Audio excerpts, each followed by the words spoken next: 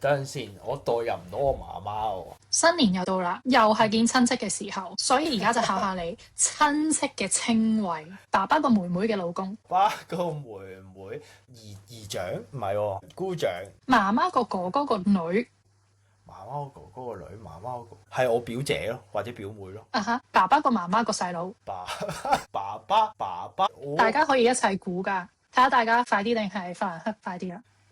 舅公。OK，跟住到中高級嘅問題啦，大家又可以計下自己快啲定法蘭克快啲啦。媽媽個爸爸個家姐，媽媽個爸爸個家姐，媽媽個爸爸個家姐，媽媽個爸爸，媽媽個爸爸即係我阿公啦，個家姐舅乜嗰啲啊？唔係，但係你應該係諗你阿媽嘅邊一個人，你就會容易啲諗。佢係我阿媽嘅，佢係我阿媽嘅shit，佢係我媽媽。等陣先，我代入唔到我媽媽喎。代入你媽媽，你嘅爸爸個家姐，姑媽啦。